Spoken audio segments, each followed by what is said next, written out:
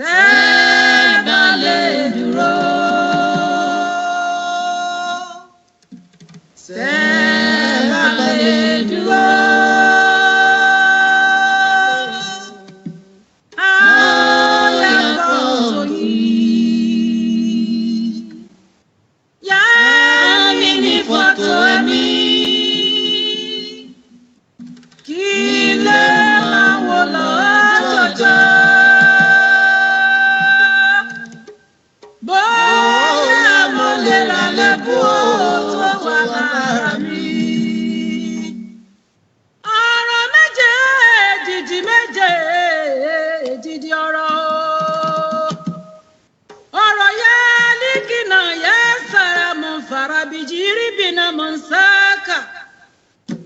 Àpèjúbà kàjúbà onílé ọlá ọba tó tẹlẹ̀ bí ẹni tẹ́ni, Ọlọ́run tó ta sánmọ̀ bí ẹni taṣọ, gbìngbìnìkì awúwo bí àtẹlẹ̀kẹ̀, àríro ọlà alágbádá iná aláwọ̀ tẹ́lẹ̀ òrùn, ọba tó jọba lọ.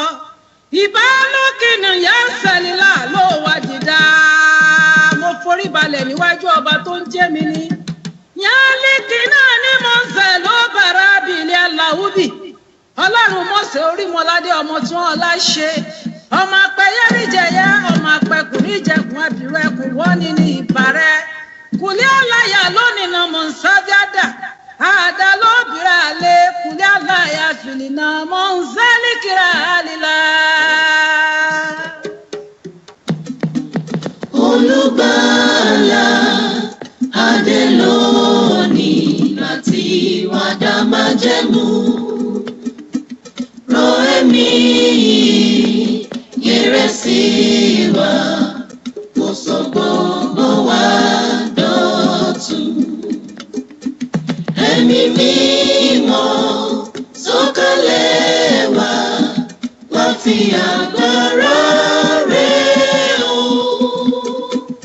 Olùgbàlà, olùgbàlà, olùgbàlà bá wa.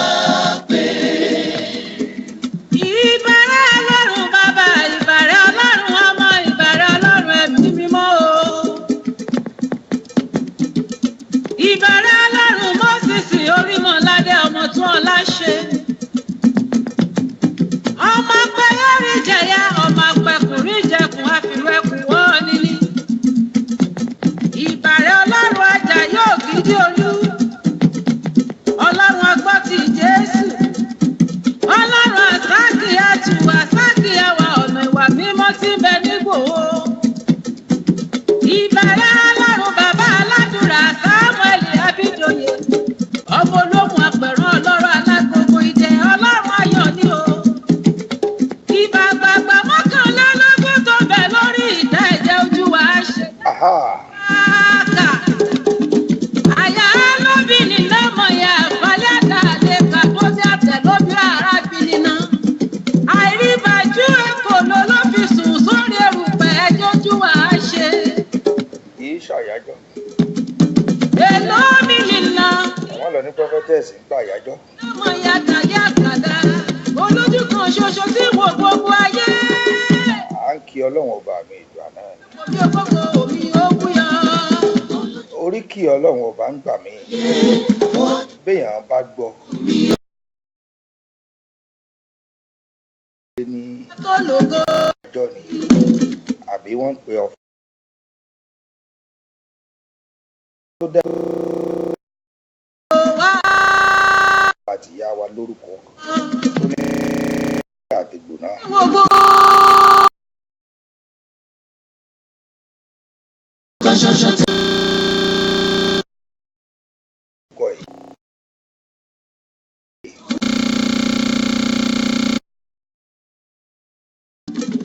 Ẹ̀yin náà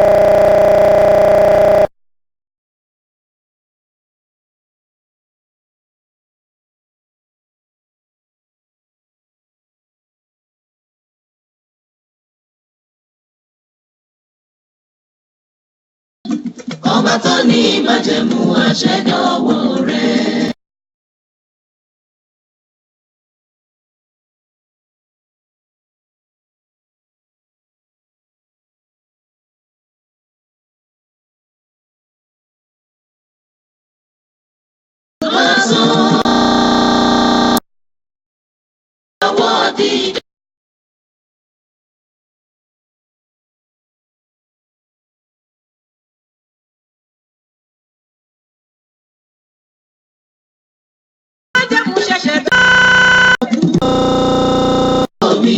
Ògo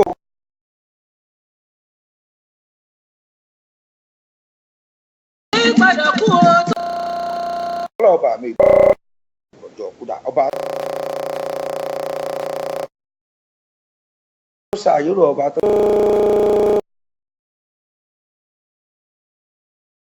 lákòókò fún lọ́jọ́ ọ̀tọ̀.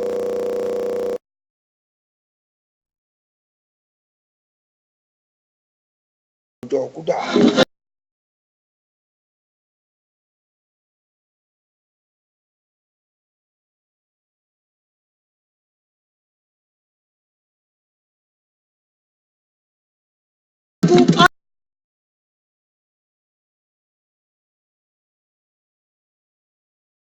Fojú kọ ọba, mo fẹ́ fojú kọ ọba. Ó bá tì í mọ́ yẹn kò sẹ́dá yẹn tó lè ṣe. Ọba fẹ́fẹ́. Ó bá sì ṣí gan kò sí ẹ̀dá yẹn tó fi dáa tó lè tì. Ọlọ́ọ̀bà mi ìdùà tó kọ̀ǹtró afẹ́fẹ́. Bómi òkun ṣe tó yẹn á darí ẹ̀ síbi tó wù. Bómi ọ̀sán ṣe tó á darí rẹ̀ síbi tó wù. Jani ká máa já. Àyà wa máa pariwo pé ìrìnàṣẹ́ kan ìdí ìrìnàṣẹ́ kan lọ́wọ́. Mo fẹ́ jani ká máa Ọlọ́run ológo jà. Ẹ̀ńtọ́lọ́ọ̀bà mi ìdùà bá arrest. Jani ká máa. Ẹ̀ńtọ́lọ́ọ̀bà mi ìdùà bá dá lẹ́jọ́. Bá lóun fẹ́ àpèlè ta ló fẹ́ dájọ́ náà. Májísírèètì wo ló tó wojú rẹ̀? Olorun Ologo Jani ká máa. Bàbá dàbóbò mi, ọmọ dàbóbò mi. Agbára tí Mósè kan tó fi la òkun tó pa kọjá. Bómi Ọlọ́run Mósè dàbóbò mi. Ẹ̀rù agbára tiẹ̀. Ọlọ́ọ̀bá ní bẹ lẹ́yìn rẹ̀. Ẹ̀mí mímọ́ dábòbò mi. Èyí tó máa ń yà mí lẹ́nu gbà kan náà wà ń kékeré. Bóyá gbogbo. Òun ni Nebukadneza ọ̀sọ̀dẹ̀rànkó nù. Ọ̀pọ̀ ìdè bàbá bá mi jà. Lójú ẹsẹ̀. Bàbá bá. Èékánná gbogbo ẹ̀ bẹ̀rẹ̀ sí ń hù lára rẹ̀. Bàbá bá. Nígbà tá a ti wà ń kékeré la ti máa ń gbọ́ nǹkan bẹ́ẹ̀. Lémi lóore. Eré la pè ní àmọ̀ tó tòótọ́ ni. Lémi lórí. Ìrì ọ̀run máa tẹ̀lé mi lórí. Ìrì ọ̀run máa tẹ̀lé mi lórí. Bí David ṣe kéré tó yẹn. Ó mú Gòláyà àti alágbára ó mú balẹ̀. Àkókò sọ́gi. Àkókò sọ́gi. Ìrì ọ̀run fẹ́ o. Àkókò. Aha! Ìrì ọ̀run fẹ́ o. Àkókò Mo kí láṣọ mo kí ń tológun lórí ètò ìtọ̀. sọ́gi. Mo kó nílé mo kálẹ̀jù mo kí lọ́mọ ní mo kí lágbàlagbà. Ìrì ọ̀run. Ètò ìmọ́lẹ̀ mi rè pẹ̀lú Prophetess Dunni Ologo bẹ́ẹ̀ ti mọ̀. Omi mi nílẹ̀ mi kí ó. My Sweet 7.5 FM la wà nílùú London. Ibẹ̀ la ti ń dá gẹlúgẹlú tá ń rọ̀ bí òwe. Èmi nìkan kọ́ ló wà lórí ètò ìtò ní Prophetess lọ́wọ́ àlẹ́ àgọ́dọ̀ pẹ̀lú mi. Ikú àlọ́ fi rákà. Mímí nílẹ̀ mi kí ó. Ìlú mi rà lẹ́ẹ̀ka náà mọ̀ sábàlẹ̀ àlà omi àlejò á. Ká fọ ohun gbogbo ká kọ́kọ́ fi Ọlọ́run ọba ká fi síwájú olú tó di bá a bẹ̀rẹ̀. Ráfà. Mímí nílẹ̀ mi kí ó. Prophetess ẹ bá a dóhùn sókè ẹ fún aládùn àìbẹ̀rẹ̀ ìsìn. Ìyìn yẹ Ọlọ́run wa, ọba tó ń gbọ́ àdúrà. Ògo yẹ Ọlọ́run wa, Jésù tó ń gbọ́ àdúrà.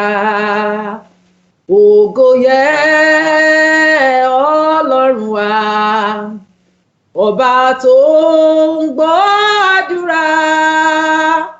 Ìyìn yẹ o Ọlọ́run wa, Jésù tó ń gbọ́ àdúrà. Kábíyèsí rẹ Jésù mójúbà rẹ. Arúgbó ọjọ́ Ọlọ́run àgbàlagbà o.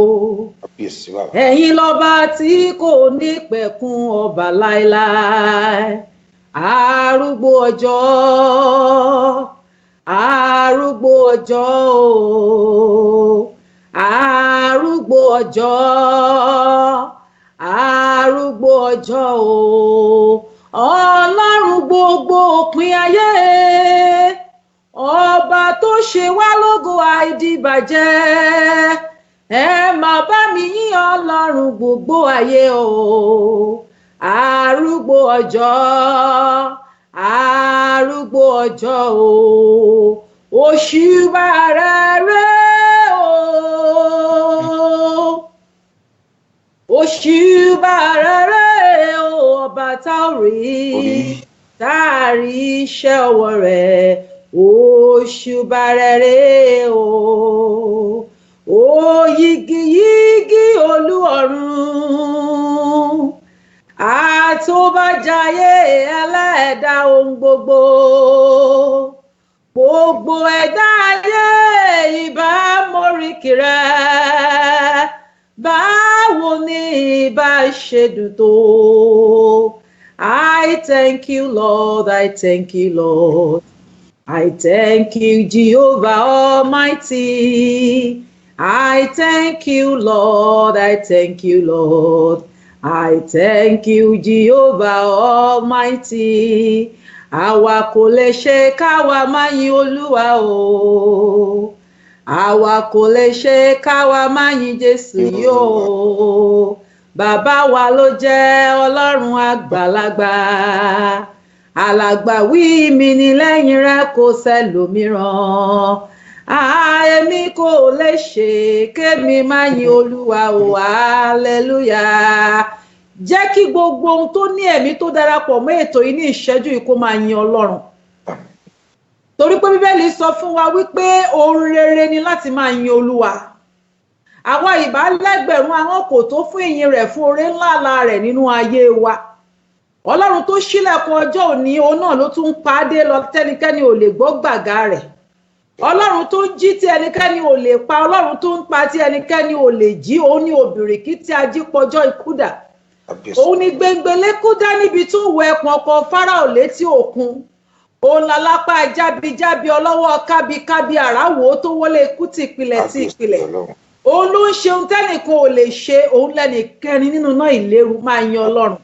Jẹ́ kí gbogbo ọkàn tó darapọ̀ mọ́ ètò ìkó máa yin Ọlọ́run. Yìn lórí ilé rẹ, yìn lórí iṣẹ́ rẹ, yìn lórí ẹbí rẹ, yìn lórí ọmọ rẹ, yìn lórí ọkọ rẹ, yìn lórí aya rẹ, yìn lórí ohun tó mí, yìn lórí ohun tí kò mí, yìn lórí ohun tó ti ṣe, yìn lórí ohun tó ń ṣe lọ́wọ́lọ́wọ́, yìn lórí ohun tó tún pinnu pé òun yóò ṣe. Torí pé òjò tó sì kù lójú oòrùn tó kù lójú ọ̀run ó ìtú aṣọ gbẹ. Kọ́dún tó parí má ti sọ̀rọ̀ tínú, torí pé Ọlọ́run yóò dá sí ọ̀rọ̀ rẹ lọ́nà ìyanu. Torí pé Ọlọ́run yóò yọ wẹ́rẹ́ sí ẹ bó ṣe yọ sí obìnrin opó ni tí kò ní ìrètí mọ́. Ó ní lẹ́yìn tóun àtọmọ òun bá ti jẹ ìyẹ̀fun kékeré àtòróró yẹn tóun bá ti lè fi dín àkàrà báyìí táwọn bá ti jẹ, ó ní káwọn máa retí ikú. Ṣùgbọ́n Ọlọ́run yọ sí wẹ́rẹ́. Ọlọ́run tó yọ sí obìnrin opó yẹn ní ìgbà tí ìrètí ẹ ti pin. Ìwọ ọkàn tó darapọ̀ mọ́ ohun yìí ní ìṣẹ́jú yìí, Ọlọ́run yóò yọ sí ayé rẹ wẹ́rẹ́ kí ọdún tó tó parí. Máa yin Ọlọ́run fún ohun tó ti ṣe. Máa yìn torí pé òun làrí ìró àlá. Òun lọ́ba tó ń ṣe ohun tẹ́nìkan ò lè ṣe. Máa yìn, máa yìn, máa yìn, máa yìn. Mo fẹ́ kí gbogbo ènìyàn tó darapọ̀ mọ́ ètò ẹ jẹ́ ká máa sọ wípé Olúwa ṣeun. Ẹ jẹ́ ká máa tẹ̀ wípé Olúwa ṣeun. Thank you Lord, thank you Jesus. Kàn máa yìn, kàn máa appreciate Ọlọ́run. Torí pé wọ́n ní yìnyín kẹ́ni kó tún ṣe mí. Tó o bá lè yìn ní àṣálẹ̀ yìí, ó dá mi lójú pé kó tó dìwò yí ọ̀la, ohun tó ń pa ẹ́ lẹ́kún yẹn ó máa padà pa ẹ́ lẹ́rìn. Máa yin Ọlọ́run, máa yin Ọlọ́run, máa yin Ọlọ́run. We just want to say, Bàbá o, ẹ ṣé. We just want to say, Bàbá o, ẹ ṣé. Ẹ̀yin lòpó tó dáyé wa mú o. Ẹ̀yin lòpó tó dilé wa mú o. Elédùmarè, ẹ̀yin lòpó tó dáyé wa mú. Àtòfarati, ẹ̀yin lòpó tó dáyé wa mú o. Olúwa ẹ ṣé o. Agbanilágbàtà ẹ ṣé o. Àtòfiṣẹ́ ogun rán ẹ ṣé o. Ajagun má fi tìbọn ṣe ẹ ṣé o. Ọba mi ò wọ́ kẹ̀mbẹ̀rẹ̀ bí ìjà, ológo tó lògo, ọlọ́lá nínú ọlá, ẹlẹ́rù nínú ìyìn, Àtàbàtúbú Olódùmarè, ọba tó fọwọ́ iná bora. Ẹ̀mí mímọ́ gbígbéga ní Ọlọ́run ju àwọn òkè lọ, torí tí ìwọ pọ̀ ìwọ ń ṣohun ìyanu. Torí pé ẹ ti jẹ́ kí ó ṣeé ṣe fún wa láti wà lórí ètò yìí lónìí. Torí pé ẹ ti darapọ̀ mọ́ wa lórí ètò yìí lónìí. Torí pé ó tún ṣe ju bí ẹ ti ń ṣe lọ. Ògo ni fún orúkọ yín. Olúwa gbọpẹ́ wa. Olúwa gba ẹ̀yìn wa lórí gbogbo ọkàn tó darapọ̀ mọ́ ètò yìí. Mo dúpẹ́ lórí ilé wọn, mo dúpẹ́ lórí ẹbí wọn, mo dúpẹ́ lórí iṣẹ́ wọn, mo dúpẹ́ lórí ohun gbogbo nínú ayé wọn. Ọlọ́run gba ọpẹ́ wa. Mo dúpẹ́ lórí ètò yìí. Ọlọ́run gba ẹ̀yìn wa. Bàbá, bí a ti ń lọ, ìwọ ìmọ́lẹ̀ láàrin òkùnkùn ayé máa sìn wá lọ. Àwa ò ní òpin, ìwọ ní ìfọwọ́ agbára dì wá mú. Bàbá, bí a ó ti máa la ẹnu, Olúwa máa kún. Jẹ́ kí ọ̀rọ̀ ẹnu wa àti ìṣàrò ọkàn wa lórí ètò lónìí, jẹ́ kó jẹ́ mímọ́ àti ìtẹ́wọ́gbà ní ojú rẹ, Olúwa agbára àti ẹlẹ́dàá wa láé àti láéláé. Àmín, àmín, àmín lórúkọ Jésù. Praise the Lord. Hallelujah. Mo kí gbogbo àwọn ọmọ Ọlọ́run tá a darapọ̀ mọ́ ètò yìí lónìí lórúkọ Jésù yóò dára fún wa. Mo kí gbogbo àwa tí a ti ń like, àwa tá a ti ń comment lórúkọ Jésù, ọwọ́ tá a fi ń tẹ like, tá a fi ń tẹ comment yẹn, ọwọ́ yẹn kò ní gba ibi múlẹ̀ tó kọ́dún yìí kó parí. Ibi ò ní wọnú ilé tọ̀ yín wá. Ẹ jọ̀ọ́ ẹ jẹ́ ká máa bá wa share ètò yìí. Bá a ṣe ń darapọ̀, ẹ jẹ́ ká máa share. Mo fẹ́ ká máa share, at least tá a bá share lórí page wa ká tún invite àwọn ọ̀rẹ́ wa. At least ká invite èèyàn mẹ́wàá lórí line lórí wall wa. Mo gbàgbọ́ pé bó ti ń ṣe ìyanu tó ti ẹ̀ retí lè tó kọ́dún yìí kó parí, ọ̀run á fi bí ayé rẹ wò. Wọ́n ká ẹ mọ́lé, wọ́n á dẹ̀ gbélé ọ lọ́wọ́. Wọ́n fi àpótí ẹ̀rí, wọ́n fi ká abodi Édómù mọ́lé, wọ́n rò pé kó lọ pa, ṣùgbọ́n àánú ló yọrí sí fún. Ohun tó ta rò kó máa gbomijé lójú ẹ lè tó kọ́dún yìí kó parí, ẹ̀rín ló máa fi rí lórúkọ Jésù. It shall be well with us in Jesus' name. You are all welcome in Jesus' name. Thank you.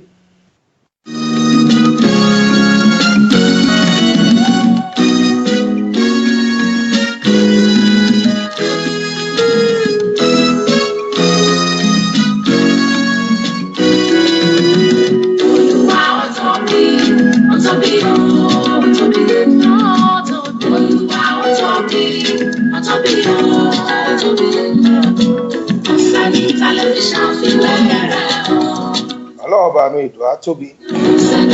Orí ètò wákàtí kan pẹ̀lú Ọlọ́run làwà. Pẹ̀lú Prophetess Dunni Ologo. Láti ilé iṣẹ́ My Sweet FM yìí tó kalẹ̀ sílùú London. Omoloju Olodumare yìí rẹ̀ international broadcaster lọ́wọ́. Ẹ ṣáwọn bá a ṣe máa ń ṣe lọ́jọ́ mẹ́jọ.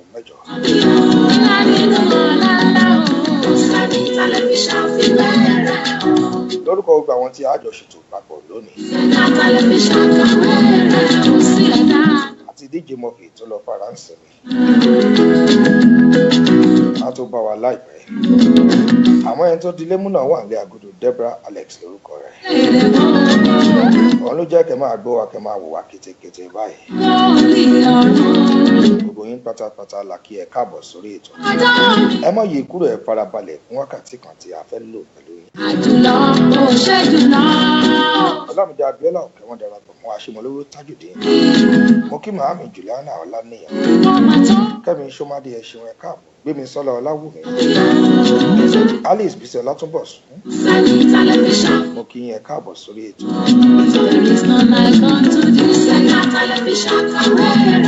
Adékànbí Táyé láti ìlú Ghana Ajírọ́bà.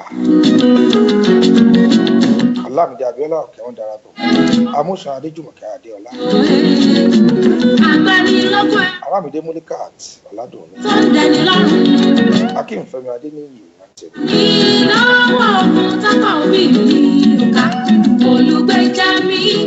Ọláṣadé Akínọlá Ṣọlábí. Rántí Àjọkẹ́ wọn darapọ̀ mọ́ wa.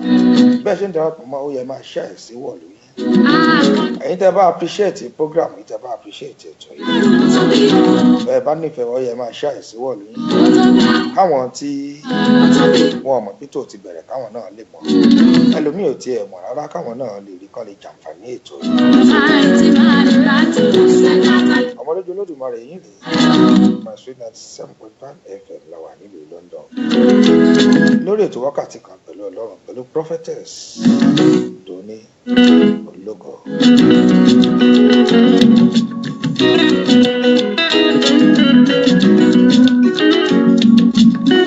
Olúwayẹmí òbí ń gbé káàbọ̀ sórí ètò.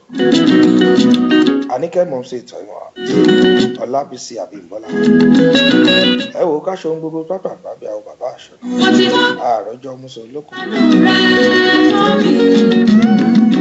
Ká mọ̀ fọ pápá ọlọ́pọlọ péjọ.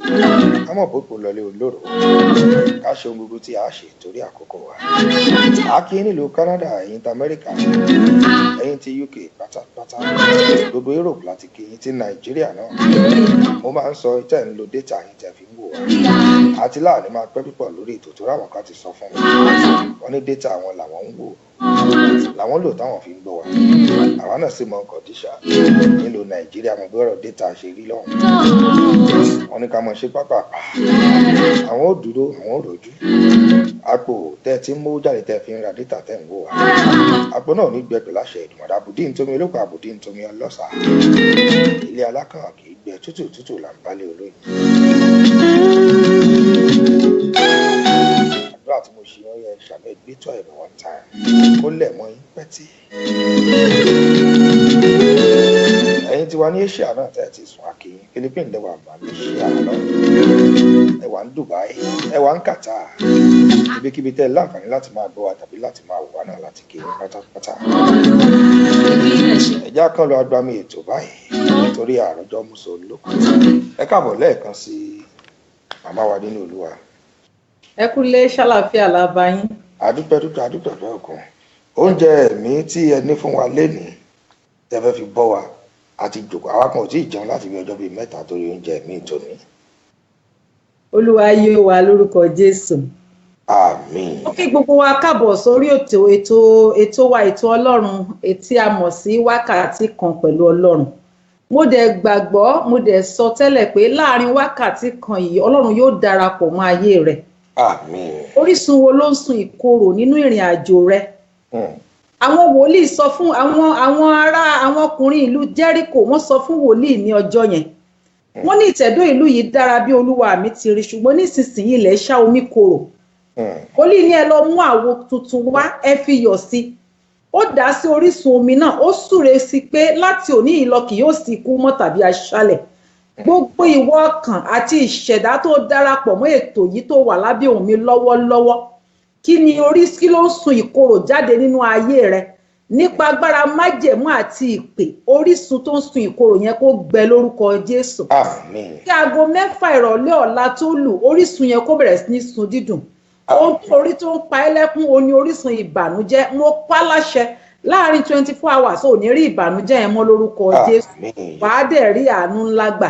orí ìránṣẹ́ kan tó jáde lábẹ́ big tunnel ní ìṣẹ́jú yìí ó ti wà lábẹ́ tunnel yẹn tipẹ́tipẹ́ tó dẹ̀ ń struggle níbẹ̀ ṣùgbọ́n mo rí pé Ọlọ́run mú jáde ní abẹ́ ohun tí a wà lọ́wọ́lọ́wọ́ yìí Ọlọ́run tí kò yí padà gbé ọ̀gá ìṣẹ̀dá ayé àtọ̀run máa jọba lọ Olúwa tún lọ fún ọ̀rọ̀ rẹ Olúwa kún inú wa Olúwa kún ẹnu wa Olúwa kún ọkàn wa ẹ̀mí máa ò fẹ́ sọ nípa ti ara wa ṣùgbọ́n a fẹ́ kí ìwọ Ọlọ́run kó sọ ara rẹ jáde torí pé ilé àti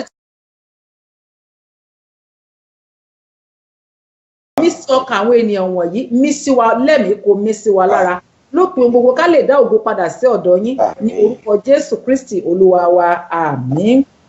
Praise the Lord somebody. Hallelujah. ọ̀rọ̀ tí Ọlọ́run fẹ́ bá wa sọ̀rọ̀ lé lórí lónìí la máa rí nínú ìwé 2 Timothy chapter 3 from verse 1 to 5. 2 Timothy chapter 3 verse 1 to 5. Timothy kejì orí 3 láti ẹsẹ̀ 1 títí dé 5 tí ó kà báyìí wípé ṣùgbọ́n èyí ni kí o mọ̀ pé ní ìkẹyìn ọjọ́ ìgbà ewu yóò dé nítorí àwọn ènìyàn yóò jẹ́ olùfẹ́ ti ara wọn olùfẹ́ owó afúnnu agbéraga asọ̀rọ̀ búburú aṣàìgbọràn sí òbí aláìlọ́pẹ́ aláìmọ̀ aláìnífẹ̀ẹ́ aláìlè dáríjini abanijẹ́ aláìlè kó ara wọn ní ìjánu òǹrorò aláìnífẹ̀ẹ́ ohun rere oníkúpani alágídí ọlọ́kàn gíga olùfẹ́ fàájì ju olùfẹ́ Ọlọ́run lọ àwọn tí wọ́n ní àfarawé ìwà bí Ọlọ́run ṣùgbọ́n tí wọ́n sẹ́ agbára rẹ̀ yẹra kúrò lọ́dọ̀ àwọn wọ̀nyí pẹ̀lú. Praise the Lord. Hallelujah. ohun tí Olúwa ní ká fi sọ̀rọ̀ lórí ètò yìí lónìí ó ní ewu ìgbà ìkẹyìn. ewu ìgbà ìkẹyìn Bíbélì sọ fún wa pé nínú ìwé tá a kà tán yẹn 2 Timothy chapter 3 verse 1 sọ fún wa pé ìgbà ewu yóò sì dé. wọ́n fẹ́ pe àkíyèsí wa sí lórí ètò yìí lónìí pé lọ́kùnrin lóbìnrin lọ́mọdé lágbàlagbà ǹjẹ́ àti ẹ̀ tilẹ̀ mọ̀ wípé ìgbà ewu yẹn ó ti ṣe kíni ó ti dé báyìí torí pé àwọn nǹkan tí Bíbélì sọ wípé a ó máa rí gẹ́gẹ́ bí àpẹẹrẹ tá ó fi mọ̀ wípé ìgbà ewu yẹn ó ti dé ó ti ń ṣe kíni ó ti ń fi ara hàn ṣùgbọ́n ó ṣe mí láàánú pé ọ̀pọ̀lọpọ̀ wa ò tiẹ̀ kọbi ara sí ọ̀pọ̀lọpọ̀ wa dàbí ẹni tó lọ sí ọjà lọ ra ọjà ṣùgbọ́n nítorí pé nǹkan tó ń tà àti nǹkan tó ń rà ó ti wọ̀ lára ó tilẹ̀ ti gbàgbé láti máa palẹ̀ mọ́ wípé ilẹ̀ ti fẹ́ ṣú. ǹjẹ́ èmi àti yín tilẹ̀ mọ̀ wípé ilé ayé ti ń ṣú lọ báyìí? ǹjẹ́ èmi àti yín tilẹ̀ rántí wípé a ti wà ní ìrọ̀lẹ́ ayé báyìí? nítorí pé òkùnkùn ń bọ̀ òru ń bọ̀ tí ẹnikẹ́ni kò ní lè ṣiṣẹ́ mọ́. Olúwa ní kí n pe àkíyèsí wa sí ewu ìkẹyìn. Bóyá o rò wípé kò ní ṣẹlẹ̀, ṣùgbọ́n tí a ò bá ní jáfara, tí a kò sì ní fi àkókò ara wa ṣòfò, àwọn àmì kan ti ń farahàn ní àkókò yìí tá ó fi mọ̀ wípé ewu náà ti wà nínú ayé báyìí. Ṣùgbọ́n ọ̀rọ̀ Ọlọ́run sọ fún wa wípé kìkì ẹni tó bá ké pe orúkọ Olúwa nìkan ṣoṣo la ó gbàlà. Nítorí pé orúkọ Olúwa ilé ìṣọ́ agbára ni, olódodo wọnú rẹ̀ ó sì yè. Ṣùgbọ́n nígbà tó o bá kíyèsára, báwo lo ṣe fẹ́ mọ̀ wípé ilẹ̀ ti ń ṣú? Kí ni ìwé Matthew sọ fún wa? Ìwé Matthew chapter 24 verse 6 to 8 kà báyìí wípé ẹ̀yin ó sì gbúròó ogun àti ìdágìrì ogun. Ẹ kíyèsí kí ẹ̀yin kí ó má ṣe jáyà, nítorí gbogbo nǹkan wọ̀nyí kò lè ṣe kí ó má ṣẹ. Ṣùgbọ́n òpin kì í ṣe ìsinsìnyí, nítorí pé orílẹ̀-èdè yóò dìde sí orílẹ̀-èdè, àti ilẹ̀ ọba sí ilẹ̀ ọba, ìyàn àti àjàkálẹ̀ àrùn àti ìṣẹ̀lẹ̀ yóò sì wà ní ibi pípọ̀. Gbogbo nǹkan wọ̀nyí ni ìpilẹ̀ṣẹ̀ ìpọ́njú. Praise the Lord. Hallelujah. Àwọn nǹkan tí Bíbélì sọ níbí báyìí, ṣé ó ti ń ṣẹlẹ̀ àbí kò ṣẹlẹ̀? Ṣé orílẹ̀-èdè ò ti máa dìde ogun sí ara wọn, ilẹ̀ ọba sí ilẹ̀ ọba? Ṣé kò ti sí oríṣiríṣi àjàkálẹ̀ àrùn, oríṣiríṣi àìsàn là ń gbọ́, àìsàn tí ò sí nígbà tí bóyá bíi 40-50 years ago, àwọn àìsàn tá àti ẹ̀ gbọ́ rí. Tó jẹ́ pé láyé ìgbà yẹn omi ìbùlẹ̀ báyìí làwọn màmá àti bàbá wa tí wọ́n mu ní village. Ẹ̀mí wọ́n dẹ̀ ń gùn, wọ́n ń tọ́jọ́. Wọ́n kàn fọwọ́ la ojú omi báyìí ni, wọ́n fọwọ́ mú ìdọ̀tí kúrò lójú ẹ̀, wọ́n á dẹ̀ mú, wọ́n á tún lọ sínú kòkò, wọ́n á tún gbé lọ sílé, wọ́n á lọ fi so oúnjẹ. A rí nínú wọn tó ń wọ 120 years, a rí mi tó ju 120 years lọ. Wọn ò ní abẹ́rẹ́ àjẹsára tí wọ́n ń gbà. Ìmí abúlé mi kò tiẹ̀ nílé ìwòsàn débi pé bóyá wọ́n fẹ́ fún wọn lábẹ́rẹ́ àbọ̀ fẹ́ fún wọn lóògùn. Ṣùgbọ́n torí pé ẹ̀ṣẹ̀ ò tí ìbálẹ̀ ayé jẹ́ báyìí, ẹ̀mí àwọn ènìyàn ń gùn, wọn ò dẹ̀ lo ọjọ́ ayé wọn nínú ìbànújẹ́. Ẹ jọ̀ọ́ máa bẹ́ẹ̀ ṣe ń darapọ̀ mọ́ wa, ẹ bá máa share sí wọ́ọ̀lù yín. Ẹ bẹ́ẹ̀ ṣe ń darapọ̀ mọ́ wa, bẹ́ẹ̀ bá ń gbádùn ẹ máa share sí wọ́ọ̀lù yín, ẹ jọ̀ọ́ ẹ dákun ẹ ṣeun. Praise the Lord. Hallelujah. Ohun tí wọ́n ní ṣe kí ni ó ń tó wọn. Kò sí ojú kòkòrò bí àkókò tá a wà yìí mọ́. Bí wọ́n bá béèrè lọ́wọ́ ọmọ ọdún 5 sìn, ọmọ ọdún 5, wọ́n bá béèrè lọ́wọ́ ẹ̀ pé kí ló tiẹ̀ mọ̀ nípa ayé yìí, owó ni. Wọ́n bá béèrè lọ́wọ́ ọmọ ọdún 3 pé kí ló tiẹ̀ fẹ́ láyé yìí gangan, ọmọ ọdún 3 owó ló máa dárúkọ. Owó yìí dẹ̀ ń wó ayé mọ́lẹ̀ lójú gbogbo wa. Owó yìí ti gbẹ̀mí ọ̀pọ̀lọpọ̀. Owó yìí ti sọ ẹlòmíì di aláàbọ̀ ara, owó yìí ti sọ ẹlòmíì di dàkúdà. Torí pé ìrọ̀lẹ́ ayé la wà, ilẹ̀ ayé ti ń ṣú, a ò dẹ̀ fura. Oríṣiríṣi ìṣẹ̀lẹ̀ ń ṣẹlẹ̀, a ò tí ì fura náà. Ṣùgbọ́n mo pe àkíyèsí wa sí lónìí wípé ẹ máa ṣọ́ra, ẹ máa ṣọ́nà, kẹsì máa gbàdúrà. Ẹ máa ṣọ́nà, kẹsì máa gbàdúrà. Ta ló lè mọ ìgbà tàbí àkókò tọkọyàwó yòdé? Ẹ máa ṣọ́nà. Gbogbo wa ló wù wá pé ká kọ́lé alárùrù sílé ayé yìí, gbogbo wa la fẹ́ ṣe ọjọ́ ẹ̀yẹ lóríṣiríṣi. Mo gbàdúrà fún wa wípé títàn ò ní débẹ̀ mi àti ẹ̀yin lákòókò yìí. Ṣùgbọ́n bó ṣe wò kí àjò kó dùn tó, ó di dandan kó nílé kó ṣe kí ni kó lọ sí ilé. Àwọn àpẹẹrẹ ewu ìgbà ìkẹyìn òun la ti ń rí, ṣùgbọ́n tó wá ṣe mí láàánú jù ni wípé Bíbélì sọ fún wa pé síbẹ̀ ó ní eléyìí kì í ṣe òpin, ìbẹ̀rẹ̀ òpin ni. Bí ìbẹ̀rẹ̀ òpin bá wá burú báyìí, báwo lòpin gangan, báwo ni àárín òpin ṣe fẹ́ rí? Bí ìbẹ̀rẹ̀ òpin bá burú báyìí, báwo ni òpin gangan ṣe fẹ́ rí?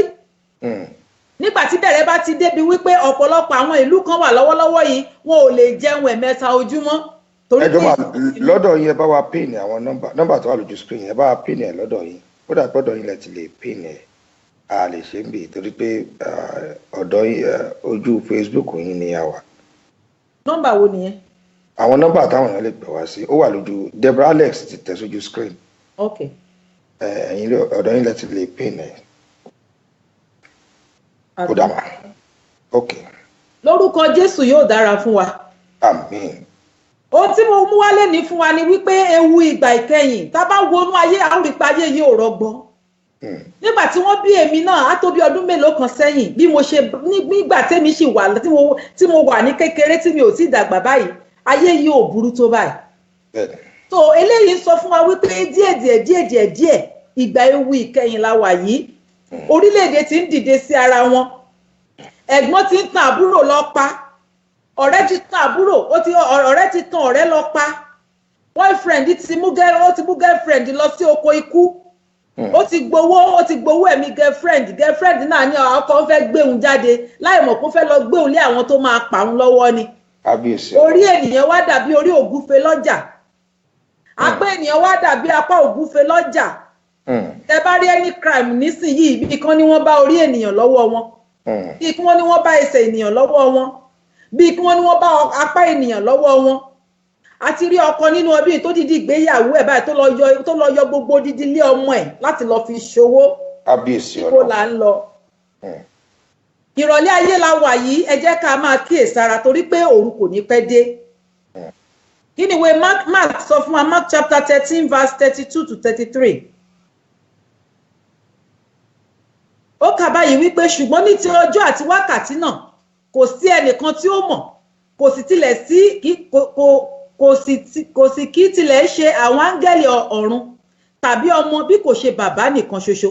Ẹ máa ṣọ́ra kí ẹ sì máa gbàdúrà nítorí ẹ̀yin kò mọ ìgbà tí àkókò náà yóò dé.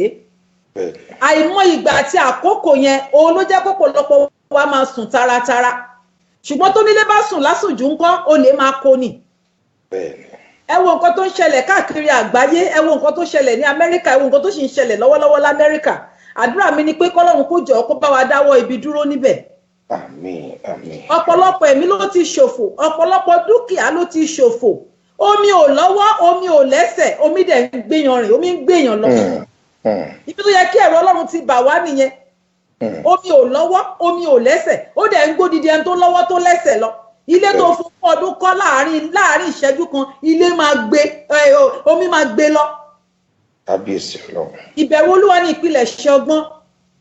Ayé tá wà yìí fún ìgbà díẹ̀ ni àkókò kan wà tí a kò ní sí mọ́ either we like it or not. Kò sẹ́ni tó máa jẹ́ Mẹtúsélà gbogbo wa náà la máa lọ lọ́jọ́ kan. Ṣùgbọ́n tó bá dé ní wákàtí àti ìṣẹ́jú yìí kí ló fẹ́ ká mọ́ ẹ lọ́wọ́ torí pé òkun yẹn ti ń súnmọ́. Ẹ jẹ́ ká wá Olúwa nígbà tí a lè rí ẹ jẹ́ ká pè é nígbà tó wà nítòsí jẹ́ kí ènìyàn búburú kó ka ọ̀nà rẹ̀ sílẹ̀. Mo ń sọ̀rọ̀ nípa ewu ìgbà ìkẹyìn àti experience ewu ìgbà ìkẹyìn àwọn nǹkan tí Bíbélì sọ fún wa pé ó máa ṣẹlẹ̀ nígbà tí òpin bá fẹ́ dé ó ti ń ṣẹlẹ̀ àbí kí ló tún kù wọ́n ní kò sóhun tuntun kan lábẹ́ ọ̀run mọ́ kí ló tún wá jẹ́ tuntun mọ́ báyìí kò sí nǹkan tuntun mọ́ kò sí latest news kan mọ́ pé eléyìí ò ṣẹlẹ̀ rí ọ̀pọ̀lọpọ̀ nǹkan ṣẹlẹ̀ sí nǹkan ó ti wá di bárakú akànfọ́ lẹ́rọ̀bà kan wò náà ni pé okay it is well. Àwọn nǹkan tó pé tí àwọn bá gbọ́n gbà pé èèyàn máa tara pé ẹgbẹ́ náà ti ń ṣerú ẹ̀ ó ti wá di pé nǹkan tó ti ń ṣẹlẹ̀ lójoojúmọ́ sòkò tí ẹ̀ wá ní mínìmọ́ akànfọ́ lẹ́rọ̀bà náà ni pé bàbá yé jẹ́ kí ìjọba rẹ̀ dé. Nígbà tó jẹ́ pé olórí ìjọ míì nítorí nǹkan ayé tó máa tán wọ́n bá odidi èèyàn lọ́wọ́ ẹ̀ wọ́n wá ní pé kí ló ń ṣẹlẹ̀ wọ́n ní kí ló tí wọ́n gbà tí wọ́n tó wúlẹ̀ chọ́ọ̀chì wípé kí ló dé tó fi bá gbogbo orú nǹkan báyìí ó ní kó bá lè dá náà ni can you imagine that. Oníṣẹ́ ìṣù ni. Ó ti àwọn kan sọ pé kó bá lè dá náà ni àwọn tó wá interview ẹ̀ ní kí ló fẹ́ dá wípé ó mú odidi èèyàn ó rí mọ́lẹ̀ ó tún wá níṣẹ́ ìṣù ni. Kábíyèsí Ọlọ́run. Ẹ jọ̀ọ́ ẹ jẹ́ ká sọ fún ara wa pé ilẹ̀ ti ń ṣú. Ẹ jẹ́ ká sọ fún ara wa wípé a ti wà ní ìgbà ewu ìkẹyìn ó ní ṣùgbọ́n síbẹ̀ ó ní sísìnyí ó ní kì í ṣe àkókò yìí kò ṣe òpin o ṣùgbọ́n ìbẹ̀rẹ̀ òpin ni. Ẹ jẹ́ ká lọ sínú ìwé Luke chapter 21 verse 25. Ó kà báyìí wípé àmì yóò sì wà ní ọ̀run àti ní òṣùpá àti ní ìràwọ̀ àti lórí ilẹ̀ ayé ìdààmú fún àwọn orílẹ̀-èdè nítorí ìpayà àti ariwo. Ìdààmú fún àwọn orílẹ̀-èdè nítorí ìpayà àti ariwo. Nǹkan tó ṣẹlẹ̀ l'Amẹ́ríkà lọ́wọ́lọ́wọ́ sí orílẹ̀-èdè wo la mọ̀ tó tún máa kàn tó bá kú ńbẹ̀. Torí pé bíbọ̀ ẹ̀ náà bí olè lóru ni oríṣiríṣi ló ń ṣẹlẹ̀. Mi ò rò pé fún Ọlọ́run gan dùn sí nǹkan tó ń ṣẹlẹ̀ láyé àìmọye ẹ̀jẹ̀ aláìṣẹ̀ tó ń ké. Nígbà tó ọmọ ti tan bàbá ẹ̀ ní last year wọ́n sì gbé orí ọmọ kan orí kan lé ọmọ kan lọ́wọ́ nínú social media. Orí bàbá tiẹ̀ ló gé sínú àpò ṣakaṣaka tó fẹ́ lọ fi ṣògùn owó ńgbà tí ọmọ gbé orí bàbá tó bí bí bàbá ṣe ń gé orí ọmọ lọmọ ń gé orí bàbá. àbí olórí ìjọ tọ́lọ́run ò pè tó pè rẹ̀ tó tọ́lọ́run bá pè ìbẹ̀rù Ọlọ́run máa wà nínú ọkàn ẹ ò ní máa ro ayé Ọlọ́run tó bá pè yẹn òun ló mọ bóyá máa look after ẹ òpin ni tí kì í pe ni ṣeré bẹ́ẹ̀ ni kì í pe ni fúyà jẹ ojú kòkòrò ti gbalé ayé kan gbogbo wa la fẹ́ gun Rolls Royce gbogbo wa la fẹ́ ní private jet gbogbo wa la fẹ́ ní congregation kí ló tó bá ní èèyàn 2 million nínú church yẹ tí ìwọ fúnra rẹ ò make heaven only one person nínú 2 million people tó wà ní church yẹ wọn make heaven it's nothing àǹfààní kí ló jẹ́ fún ènìyàn tó jèrè gbogbo ayé ṣùgbọ́n tó so ẹ̀mí ẹ̀mí ó lè ní congregation 10 péré ètò jù ní pé kí gbogbo yín jọ wọ ìjọba ọ̀run kẹ má sọ ọ̀run nù kẹ má fi ayé ba ọ̀run jẹ́ torí ìwọ tó lọ ń pa èèyàn sínú chọ́ọ̀chì pé ṣe bí kérò bá lè pọ̀ ni gbogbo wa la máa jíyìn lọ́jọ́ ìkẹyìn bíbélì sọ fún wa nínú ìwé Revelation wípé àti ewé àtàgbà ló máa dúró níwájú ìtẹ́ ìdájọ́ Ọlọ́run kì í dẹ̀ ṣojú ṣáájú ènìyàn ó ló máa san fún oníkálùkù gẹ́gẹ́ bí iṣẹ́ ọwọ́ ẹ̀ ẹ jẹ́ ká kíyèsára torí pé a ti wà ní ewu ìgbà ìkẹyìn gbogbo wọn tó jẹ́ onígbàgbọ́ mo fẹ́ kó palẹ̀ mọ́ mo fẹ́ kó wà nínú ìfura ó ń ṣẹlẹ̀ níwájú ó ń ṣẹlẹ̀ lẹ́yìn ó ń ṣẹlẹ̀ lọ́tún ó ń ṣẹlẹ̀ lósì ó mọ ibi tó tún ti máa ṣẹlẹ̀ ilẹ̀ ń mì ìjì ń jà atẹ́gùn ń fẹ́ àrá ń sán oríṣiríṣi ló ń ṣẹlẹ̀ ilẹ̀ ń gbéyàn mì ilẹ̀ ń rì mọ́yàn omi ń gbé àwọn ènìyàn lọ síbẹ̀ o rò wípé ayé yìí náà la máa wà títí ó ń sọ fún wa alert nìyẹn tó bá ti rí alert orí fóònù ẹ ó ń sọ fún ẹ pé ó wà lákàntì ẹ nìyẹn so gbogbo nǹkan tó ń ṣẹlẹ̀ ń sìn náà ó ń alert wa ni o ó ń alert wa pé ewu yẹn ti dé tán ẹ jẹ́ ká máa kíyèsára lórúkọ Jésù yóò dára fún wa kí ni Luke 21 chapter 36 sọ ó sọ báyìí wípé nígbà náà ni ó wí fún wọn pé ṣùgbọ́n nísinsìnyí ẹni tó bá lé òṣùwọ̀n kí ó mú àti àpò pẹ̀lú ẹni tí kò bá sì ní idà kí ó ta aṣọ rẹ̀ kí ó sì fi rà kan praise the Lord hallelujah a ò ní ṣe lásán lórúkọ Jésù amen sorry 21 verse 36 ǹjẹ́ kí a máa ṣọ́nà kí a sì máa gbàdúrà ní ìgbà gbogbo kí ẹ bá lè la gbogbo nǹkan wọ̀nyí tí ń bọ̀ wá ṣẹ kí ẹ sì lè dúró níwájú ọmọ ènìyàn bíbélì sọ fún wa pé ohun tá a lè ṣe solution sí gbogbo nǹkan tí mo ló ń ṣẹlẹ̀ ní ìsinmi pé ó ń bá àwọn ọmọ Ọlọ́run tí a wà lábẹ́ òun mi sọ̀rọ̀ wípé ẹ jẹ́ ká máa ṣọ́nà kí a sì máa gbàdúrà ní ìgbà gbogbo ìyẹn ló fi ní bọ́ sí ewu ìgbà ìkẹyìn àwọn tí wọ́n lọ gé apá wọn yẹn tí wọ́n fẹ́ fi apá wọn ṣògùn owó yẹn bóyá ọlọ́pàá padà rí àwọn yẹn mú àbí kò rí wọn mú apá yẹn kò lè padà sí ọwọ́ alápá mọ́ torí pé alápá ti kú àwọn yẹn ti bá ewu ìgbà kẹyìn lọ nìyẹn ìṣẹ̀lẹ̀ kan ṣẹlẹ̀ níbì kan o wọ́n ti pààyàn bíi 2 million àwọn yẹn ti bá ewu ìgbà kẹyìn lọ nìyẹn ewu jẹ́ nǹkan tó ò fojú rí ewu ń rìn bí ènìyàn ṣe ń rìn ni but o lè fojú kàn àfẹni tó bá dọ̀dọ̀ ẹ̀ báyìí tó bá kàn lára ní ewu ti wú ìṣẹ̀lẹ̀ ti ṣẹlẹ̀ sí kí ewu yẹn má bàa wá wú ẹ́ kí ìṣẹ̀lẹ̀ burúkú má bàa ṣẹlẹ̀ sí ìwọ àti ìdílé rẹ bíbélì ní kí n sọ fún ẹ pé kó o máa ṣọ́ra kó o sì máa gbàdúrà ní ìgbà gbogbo torí pé àkókò yẹn ó ti ń farahàn ìṣẹ̀lẹ̀ ti ń ṣẹlẹ̀ lóríṣiríṣi ọkùnrin ń fẹ́ ọkùnrin obìnrin ń fẹ́ obìnrin ó wá jẹ́ nǹkan even Sódómù àti Gòmórà go ṣe burúkú tó báyìí tí tọ́lọ́run fi bínú pa wọ́n rẹ́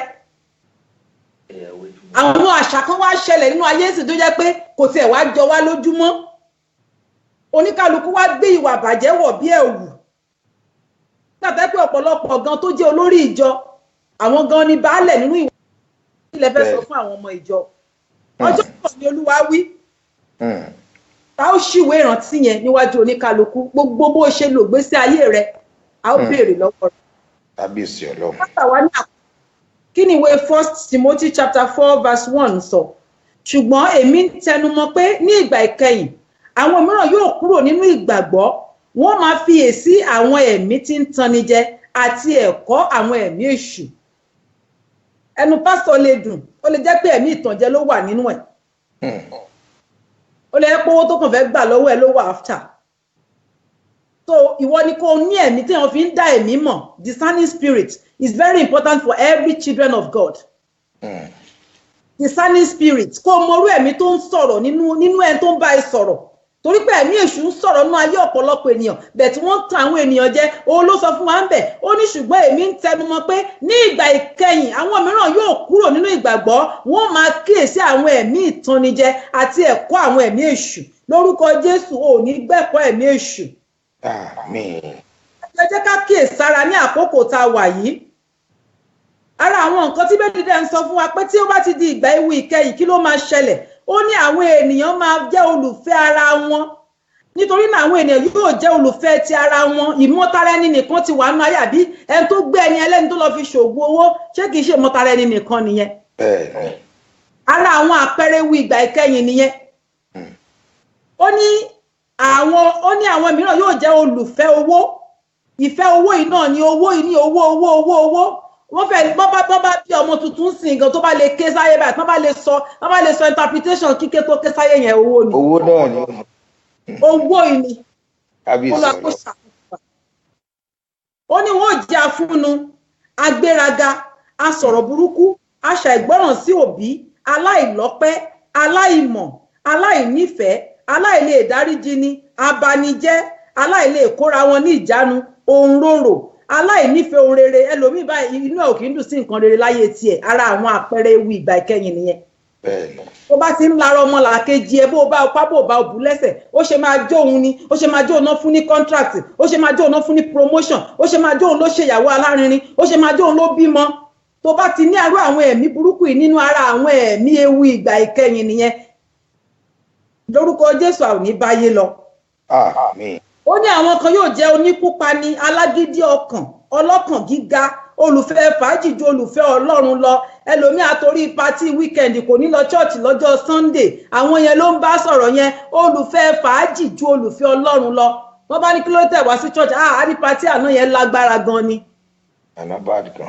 Tí ewu ìgbà kẹyìn bá dẹ̀ dé bá ẹ mọ́ pátí yẹn náà, ó ti parí náà nìyẹn o. Nítorí náà mò ń fi ìyọ́nú Ọlọ́run bẹ̀ wá, gẹ́gẹ́ bí Ọlọ́run ṣe bá wa sọ lórí ètò yìí lónìí wípé ewu ìgbà ìkẹyìn ó ti wà nínú ayé báyìí o. Ìṣẹ̀lẹ̀ tí ń ṣẹlẹ̀ lóríṣiríṣi, orílẹ̀-èdè tí ń dìde ogun sí ara wọn, àjàkálẹ̀ àrùn ti wà, ilẹ̀ tí ń mì, ó ń gbé ènìyàn mì, omi tí ń gbé àwọn ènìyàn lọ, iná jó odidi ilé, ó pa èèyàn bí èèyàn tí wọ́n lè lóǹkà, wọ́n kú lọ́jọ́ kan ṣoṣo. Ara àwọn àpẹẹrẹ ewu ìgbà ìkẹyìn nìyẹn. Mo gbàdúrà fún gbogbo ìwọ kan tó wà lábẹ́ ewu ìgbà ìkẹyìn kò ní wú ẹ lórúkọ Jésù. Ewu ìgbà ìkẹyìn kò ní wú ìdílé rẹ lórúkọ Jésù. Ewu ìgbà ìkẹyìn kò ní wú ẹbí rẹ lórúkọ Jésù.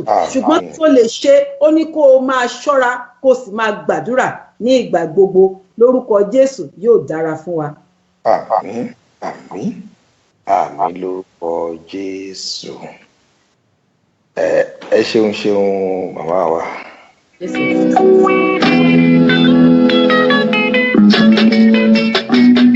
Kó tó di pé àlọ́ náà jẹ́ ní ṣẹ́yìn ètò àfẹ́ gbé bóyá ká gbé wọnú àdúrà lọ kó tó di pé kí gbogbo ẹ̀ tó tutù.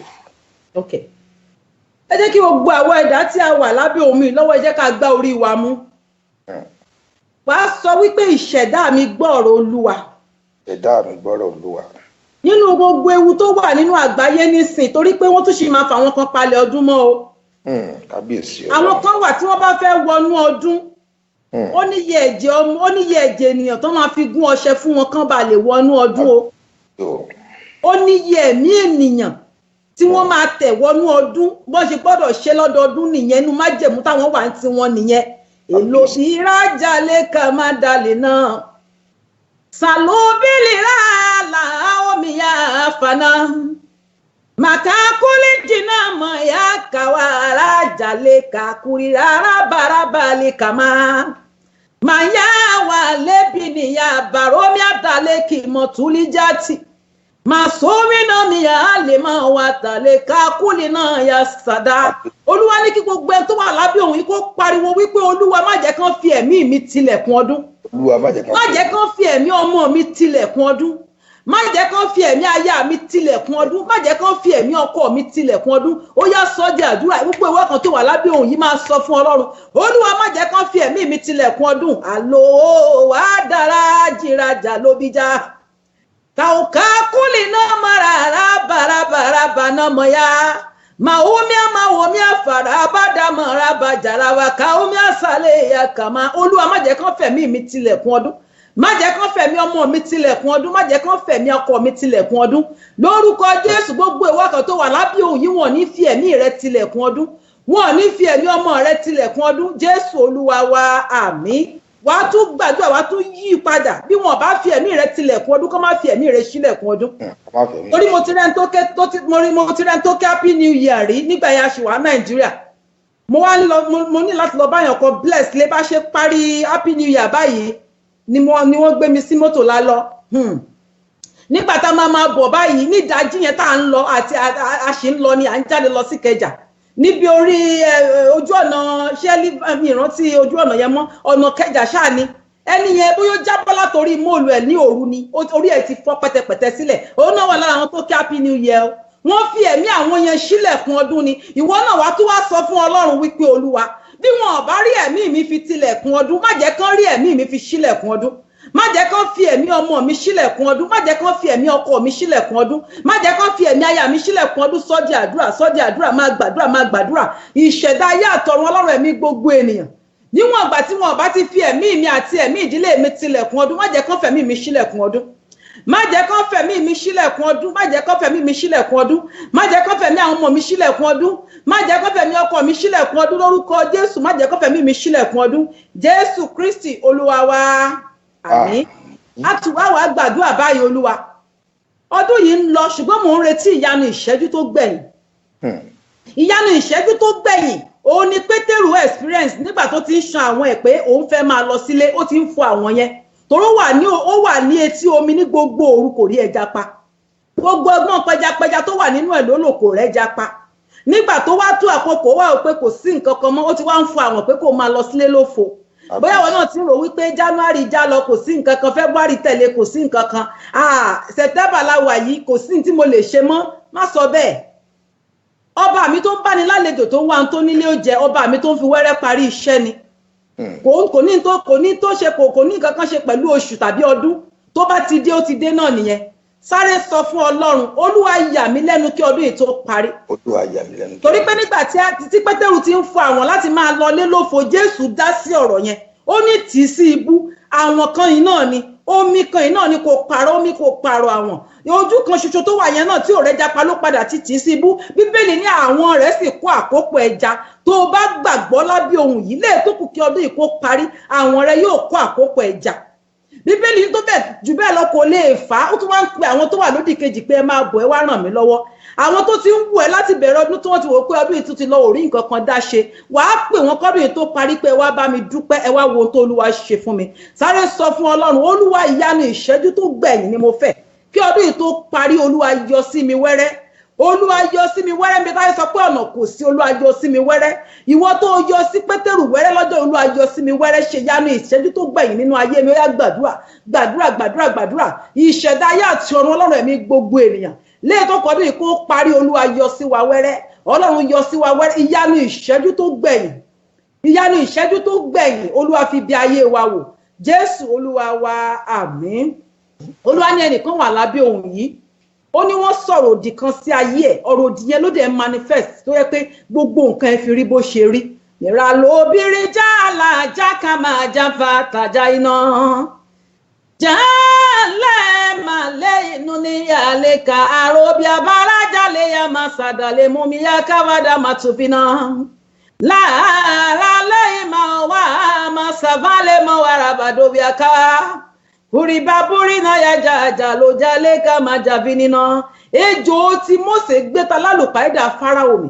Ìwọ kan tó wà lábẹ́ ohùn mi yìí tí wọ́n ti sọ̀rọ̀ òdì sí ayé rẹ̀, tí ọ̀rọ̀ òdì ti jáde sí ayé rẹ̀ tó dẹ̀ ń tọ̀mẹ́ǹtì ìrìn àjò ẹ. Mo fi ọ̀rọ̀ gbé ọ̀rọ̀ mi, mo fi ọ̀rọ̀ tẹrí ọ̀rọ̀ bá, mo fi ọ̀rọ̀ mú ọ̀rọ̀ so. Torí pé ẹ̀mí Olúwa Jèhófà ń bẹ lára mi, ó ti fi àmì oróyàn mi láti tú àwọn òǹdè sílẹ̀. Ó yá lábẹ́ ohun burúkú tí wọ́n fi dì ẹ̀yìn ọ̀run kó tú ẹ sílẹ̀.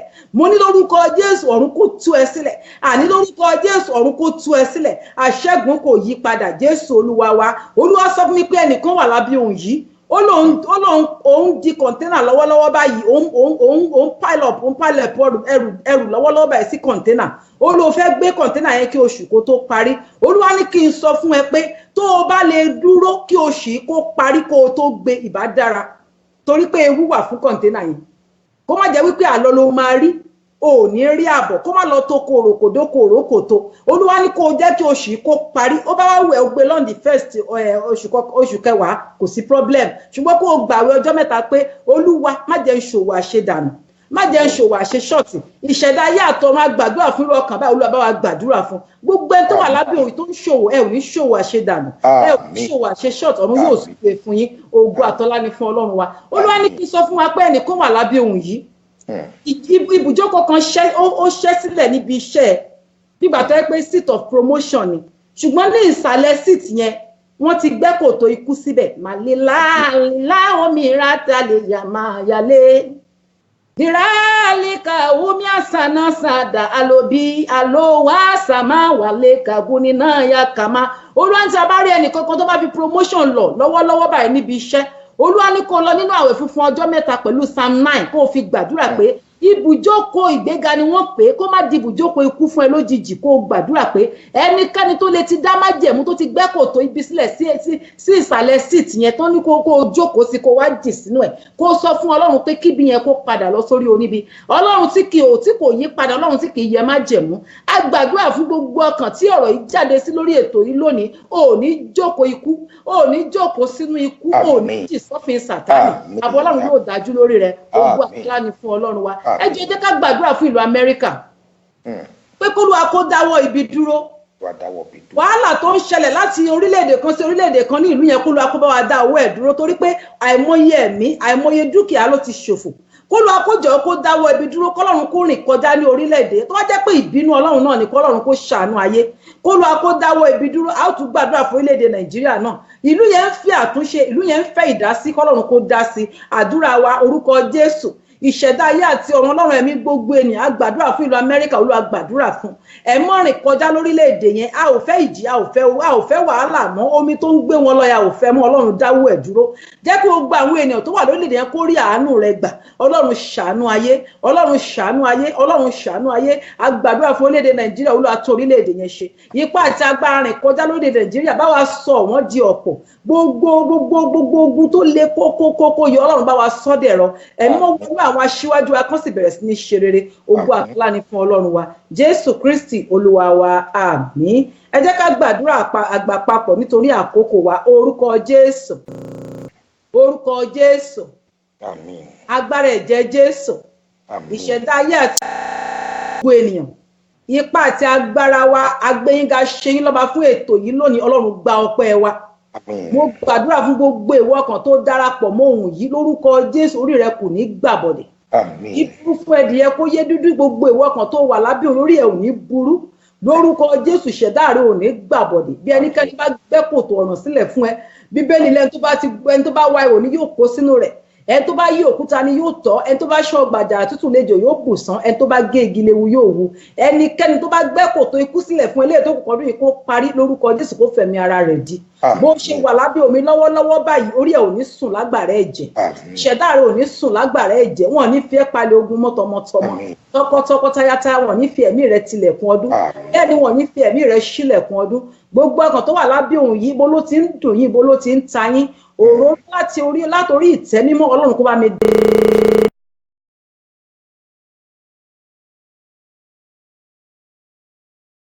yín ìtura kó wọ ayé yín lọ ẹ ò rí àánú Ọlọ́run gbà ọkàn yín yóò dẹ̀ balẹ̀ ìwọ tó wà lábẹ́ òun yìí tó ń béèrè fún ibùjókòó ọkọ rere Ọlọ́run kó pèsè ọkọ rere fún ìwọ tó ń béèrè fún aya rere Ọlọ́run kó pèsè aya rere fún ẹ ìwọ tó ń fẹ́ iṣẹ́ Ọlọ́run kó pèsè iṣẹ́ rere fún ẹ ìwọ tó ń fẹ́ ọmọ Ọlọ́run kó pèsè ọmọ rere fún ẹ ìwọ tó fẹ́ ìgbélu Ọlọ́run kó pèsè ìwé ìgbélu fún ẹ ìwọ tó fẹ́ ìgbéga lẹ́nu iṣẹ́ Ọlọ́run kó bá mi gbé ẹ ga gbogbo ìwọ tó wá fẹ́ ìwòsàn nínú omi ara àti ẹ̀jẹ̀ Ọlọ́run kó wò yín sàn gbogbo ilé tó ń dàrú lọ́wọ́lọ́wọ́ Ọlọ́run kó lọ tún ilé yín tò gbogbo ọmọ tí kò gbọ́ràn ẹ̀mọ́ kó wọnú yín lọ gbogbo abiyamọ tó wà lábẹ́ òun yìí ẹ ò ní fojú sunkún àwọn ọmọ yín lórúkọ Jésù ẹ ò ní fara gbà àwẹ̀ gbogbo ọmọ tẹ́ ti mọjọ́ ìbí wọn ẹ ò ní mọjọ́ ikú wọn aláàbò nílẹ̀ Góṣẹ́nì yóò dáàbò bò wá ẹ̀mí wa tó bẹ̀rẹ̀ ọdún ẹni yóò parí ẹ̀ lórúkọ Jésù kò ní fi wá parí ọdún. Ògo àtọlá ni fún Ọlọ́run wa. Hallelujah.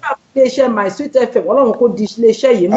Ẹ máa lọ láti pàdé ipá. Mo gbàdúrà fún atọ́kùn mi, mo gbàdúrà fún DJ Murphy, amójú ẹ̀rọ lọ́wọ́ bọ́ọ̀tì Ọlọ́run kó súre fún yín. Gbogbo tẹ́ tí ń wu Ọlọ́run tẹ́ tí ń wu ènìyàn ṣò ní babẹ̀ jẹ́. Kí ọdún yìí kó tó parí kó ṣe tó kó tó parí ẹ ó rà àánú Ọlọ́run gbà. Bẹ́ẹ̀ ló dẹ̀ máa rí o. Ògo àtọlá ni fún Ọlọ́run wa. Jésù Kristi Olúwa wa. Àmín. Àmín. Àmín lórúkọ Jésù.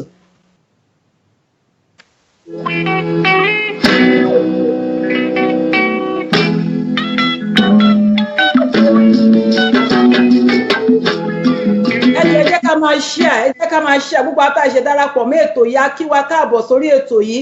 Ṣùgbọ́n bá ṣe ń share ètò yẹn ó túmọ̀ sí pé òun fi bó ṣe ń share yẹn ó fi ń bá Ọlọ́run sọ̀rọ̀ lórí nǹkan kan tó jẹ́ ìṣòro ayé ẹ̀. Ó yá máa share. Olúwa bí mo ṣe ń share ètò yìí pa mí lẹ́rìn ayọ̀ kọ́dún tó parí máa bá mi share. Bó ṣe ń share yẹn kó máa béèrè lọ́wọ́ Ọlọ́run tó fẹ́ kọ́lọ́run ṣe torí ò lè ṣe tọ́lọ́run kọ́lọ́run máa ṣe tiẹ̀. Àwa tá à ń like, àwa tá à ń comment lórúkọ Jésù yóò dára fún wa, orí yóò ní gbàbọ̀dè. Ẹlẹ́dàá yóò ní sùn lágbára ẹ̀jẹ̀ lè tó kọ́dún ìkó parí wọn ní fi yín palẹ̀ ọdún mọ́. Ògo ni fún Ọlọ́run wa. God bless you all.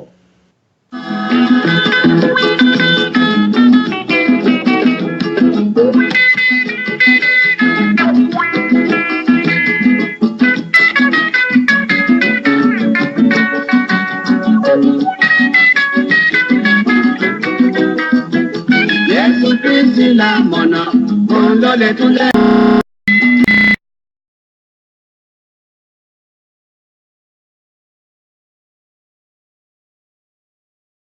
Ìtọ́lẹ̀ tọrọ, ìgbà tí Jésù bá dé, láyé yìí tó lè dára.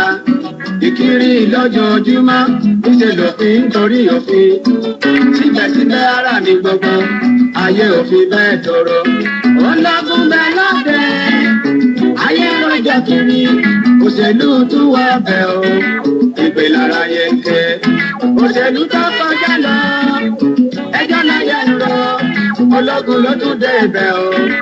Ìpè lára yẹn ké, òtítọ́ onílé mọ́. Irọ́ lára yẹn ń fẹ́, òdodo orí bí ìgbà o. Ẹ̀ṣẹ̀ ti borí ayé. Àbí tí Jésù bá dé, láyé yìí tó lè tọrọ. Àbí tí Jésù bá dé, láyé yìí tó lè dára. Àmọ́nà tètè máa. Ẹ̀yin tó ń darapọ̀ mọ́ wa lórí ètò Akínyẹn káàbọ̀.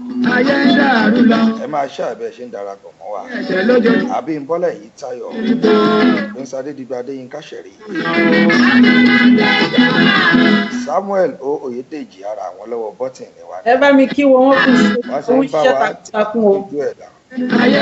Mo rọ́wọ́ yín bẹ́ẹ̀ ṣe ń tẹ Bible verse náà lẹ́ ń tẹ kán máa tẹ. Samuel Oyèdèjì shall be well with you in Jesus' name. Amen. Àmín. Ọwọ́ tẹ fi ń tẹ ìyẹ̀wọ́ yẹn máa gbáre mú kọ́dún yìí tó parí lórúkọ Jésù. Lórúkọ Jésù.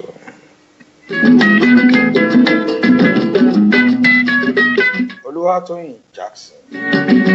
Ẹ káàbọ̀ sórí ètò ẹ ṣé. Ọ̀túnba Adéyẹmí Ọ̀ṣọ́mọkù. Àjọkẹ́ Olúwafẹ́mi. Ọmọníyì Emmanuel. Taibat Ọláńlé Sàláùdín.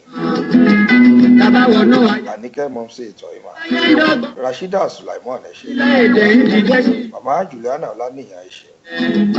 Ológun nílé, ogun nílé, ogun lóko, wàhálà ayé yìí máa. Abímbọ́lá yìí Táyọ̀. Àwí tètè máa bọ̀, oníláyé àtijọ́, gbogbo ń lọ déédé. Ẹ máa gbọ́ bíbá yìí. Lásìkò rẹ̀. Àyíndé Kàfáyà tẹ̀ ṣe. Lásìkò rẹ̀, oṣù bá ń yọ lásìkò rẹ̀, ọ̀yẹ́ ń mú. Àṣìmọ́lówó Tájùdé. Iṣu ń jáde. Fábùnmi Fúnmiláyọ̀ Lásùnbọ̀. Àgbàdo ń jáde lásìkò rẹ̀, Ọládayọ̀ Àyìnkẹ́ Ọláwọ̀yé. ohun gbogbo ń lọ déédé. Ọ̀làjú wà. Àpáta ayérayé sí Anestor. Ìjọba ayé jẹ́ àwọn tó ń sọ. Ìdẹ̀ra Olúwa àánú Olúwa pọ̀. Ọ̀pọ̀jù wa ló pọ̀jù ọ́.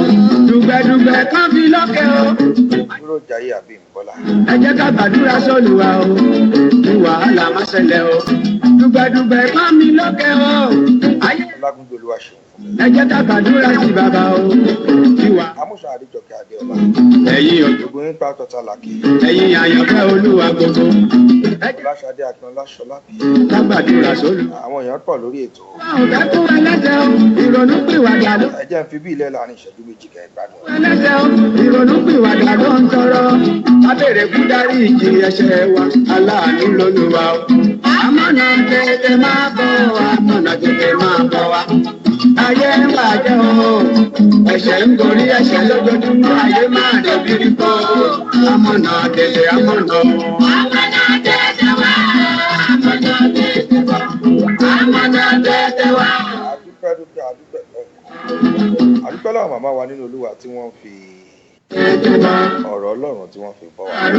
Bá a ṣe máa ń ṣe lọ́sọ̀ọ̀sẹ̀ náà lélẹ́yìí lórí ètò yín ètò wa, ètò My Sweet FM, wákàtí kan pẹ̀lú Ọlọ́run. Ẹ má tí ì lọ wà lórí ètò torí màmá wọ́n fún wa ní àwọn sáàmù tí a máa ń lò lọ́sọ̀ọ̀sẹ̀. Ẹ má tí ì lọ, àwọn aṣọ́rẹ́ ọ̀fẹ́ fún wa. Àmọ́ a ní nǹkan kan láti ṣe. À ń láti celebrate ọlọ́jọ́. Gbogbo ẹ̀yin tẹ́ bá wà ní wọ́ọ̀lù mi látàárọ̀. Ẹ rí i pé màmá kan jẹ́ pàtàkì tí wọ́n ṣọjọ́ òbí. Ìyẹn màmá ẹni tó ń bá yín sọ̀rọ̀ yìí náà. Màmá tèmi Omoloju Olodumare. Ẹ ṣáà mọ̀ pé a máa ń ṣe fún gbogbo yín náà.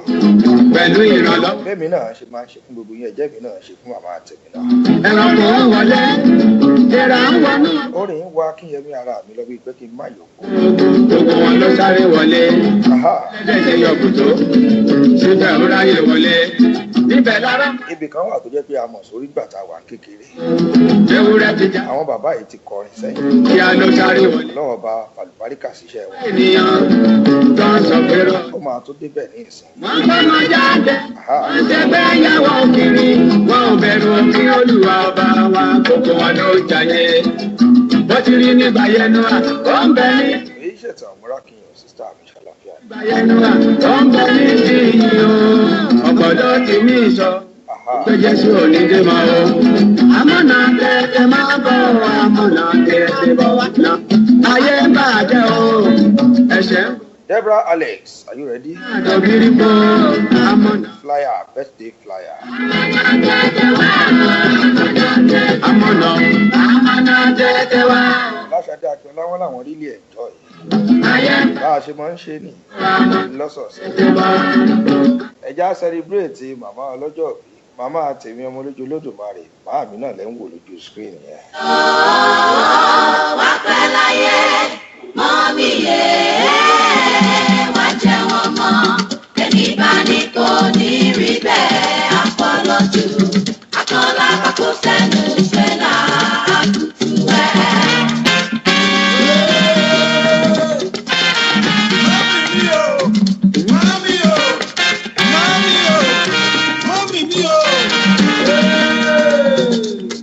Ọbẹ̀ gídùn láti ojú mọ́mí, ó dàbí òní kúrọ̀. Mọ́mí mi, ṣe tẹ̀ tó mi dàgbà. Màmá tó bí Omoloju Olodumare náà lẹ́ ń wò lójú screen yẹn. Ní ìdáwọ́ jẹ́ ní ọ̀la, ká tún padà, ká tún dọ̀pọ̀ mi lé. Aṣọjọ́ òbí fún wa. Ẹ darapọ̀ mọ́ mi, ẹ bá mi kí wọn. Ẹ jẹ́ kí n máa rí love, kí n máa rí like, kí n máa rí comment nísàlẹ̀. Èmi náà ń fi àkókò mo fi appreciate wọn. Èmi pẹ̀lú àwọn àbúrò mi àwọn ẹ̀gbọ́n. Títí kan bàbá tó bí wa lọ́mọ.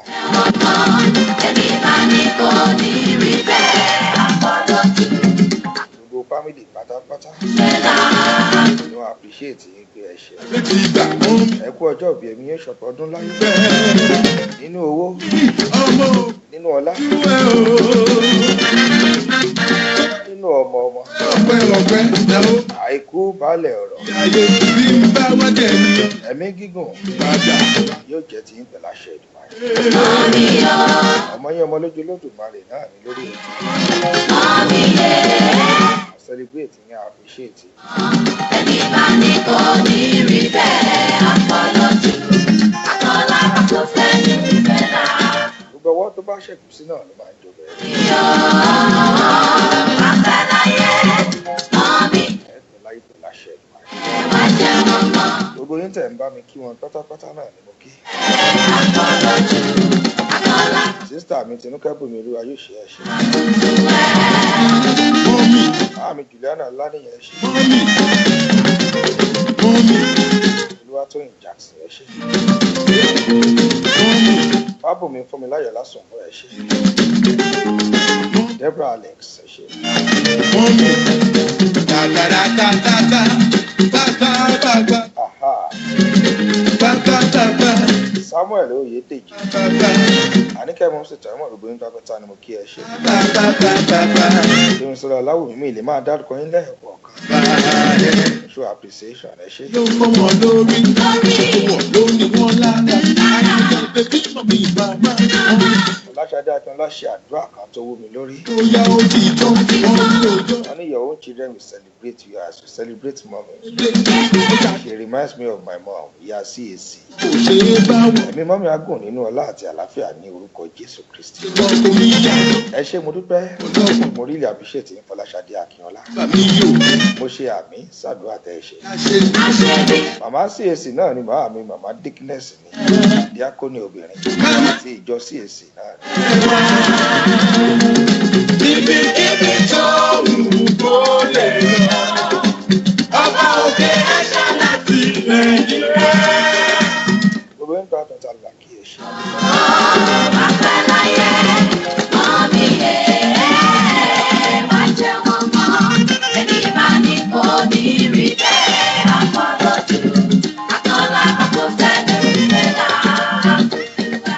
So torí àkókò wa ti ń lọ, ẹ jẹ́ kí n bẹ Dickness màmá wa, Prophetess màmá wa nínú Olúwa kí wọ́n bá wa ṣe àdúrà, ẹ bá wa ṣàdúrà fún màmá.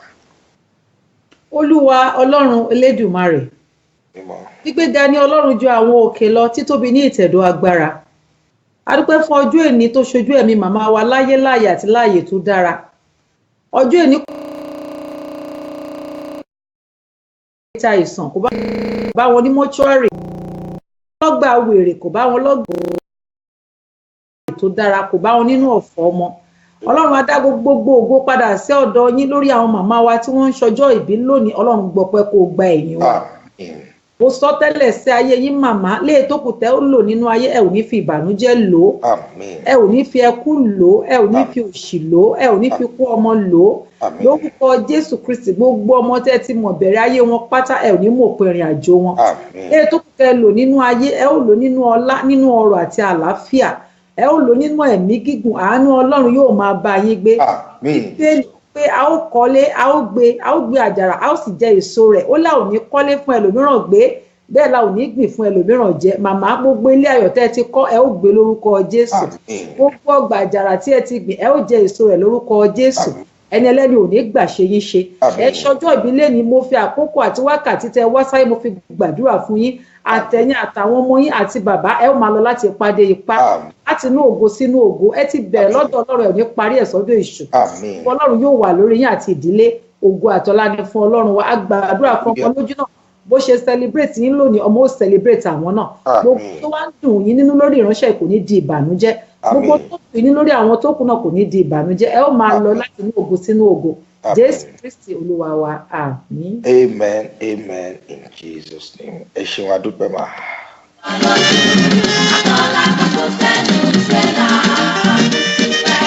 Ẹ ṣeun Prophetess fún àdúrà náà.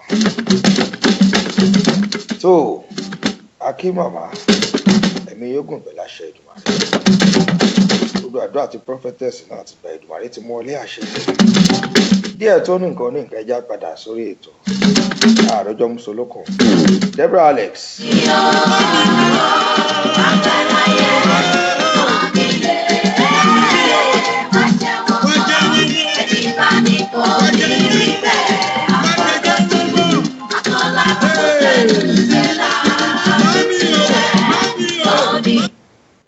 Prophetess, ẹ fún wa ní sáàmù tí a máa ń lò ní ọ̀sọ̀ọ̀sẹ̀ wọn kó tó di pa kó lórí ètò. Sáàmù tá a máa lò fún ti ọ̀sẹ̀ yìí ni Psalm 10, Psalm 63 àti Psalm 4. Psalm 10, 63 and 4. Òun la máa fi gbàdúrà fún ọ̀sẹ̀ kan láti èní sí ọjọ́ Tuesday tó ń bọ̀. Mo máa sọ fún wa pé àwọn Psalms yìí gbogbo nìṣe ni wọ́n. Tó bá ṣe gbàgbọ́ sí, bẹ́ẹ̀ náà ló ṣe máa rí ògo Ọlọ́run lórí ẹ̀. Bíbélì ní ẹ gbọ́ Ọlọ́run yín gbọ́ yóò dára fún yín. Ẹ gba àwọn wòlíì rẹ̀ gbọ́, ẹ ó sì ṣe rere. Bí ẹ ti gbàgbọ́ yóò dára fún yín. bí ẹ sì ti gba ìpè wòlíì yìí gbọ́ yóò dára fún yín ẹ ó sì ṣe rere ẹ jẹ́ ká lo àwọn psalms yìí pẹ̀lú ìgbàgbọ́ gbogbo ọ̀nà tá a bá dẹ̀ fi gbà láti fi lò ó láòrí ògo Ọlọ́run lórúkọ Jésù wọ́n ti bá wa fi sórí screen Psalm 10, 63 and 4. ẹ ṣoore ọ̀fẹ́ fún wa lápapọ̀.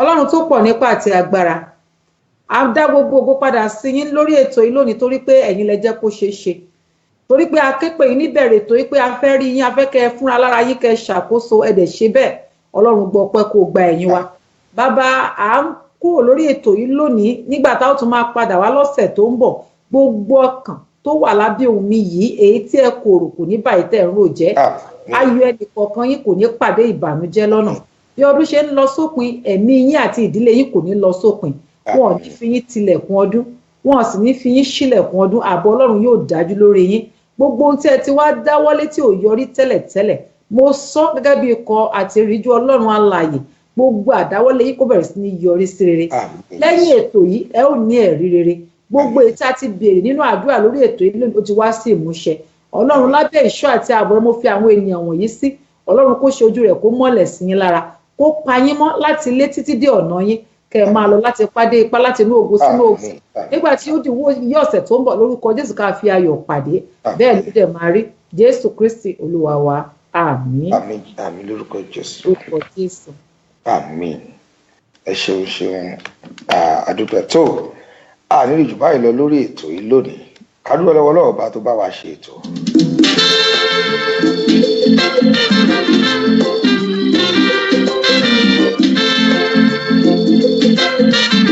ọba tó mú wa bẹ̀rẹ̀ ètò tá a tún fẹnu ẹ̀ gúnlẹ̀ síbì kan àdúpẹ́ pẹ́ òkú. Let me feel. Let me know. ẹ já pàdé lọ́jọ́ mẹ́jọ lórí ètò wákàtí kan pẹ̀lú Ọlọ́run. Let me see. nọ́mbà tí ẹ lè pe Prophetess sí ó wà lójú screen bẹ́ẹ̀. ẹ bá nìkan méjì mẹ́ta tẹ́ ẹ fẹ́ bá wọn sọ nọ́mbà náà ti wà lójú screen bẹ́ẹ̀. Let me see. Let me feel. Let me know. Omoloju Olodumare lórúkọ tèmi pẹ̀lú Prophetess Dunni Ologo. Let me see. àdúgbò lórí gbogbo àwọn tí àjọ ṣètò papọ̀ lónìí. Let me feel. Driver Alex.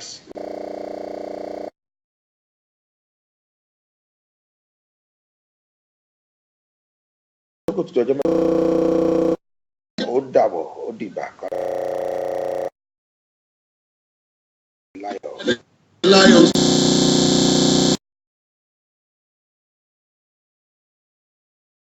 One prophet when the lions dead were found. Cover me with your presence.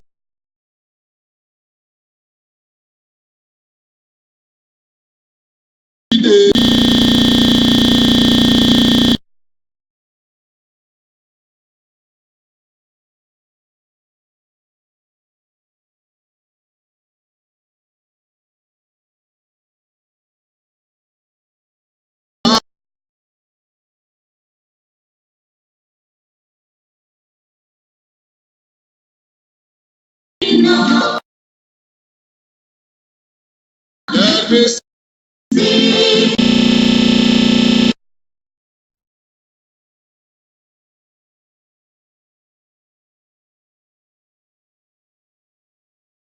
Oh Lord, that came up. Meshach, Shadrach, and Abednego, when they were thrown inside fire, I said it was your presence, oh Lord, that came upon the three Hebrews. Meshach, Shadrach, Abednego, when they were thrown inside fire. When the presence of the Lord joined them, he turned that fire to the freezer. See them dancing, singing, jumping. Emmanuel joined them. I said, when the presence of the Lord came down, he turned the fire to the freezer. See them dancing, singing, jumping, because Emmanuel joined them. Let me see. Let me feel. Let me know.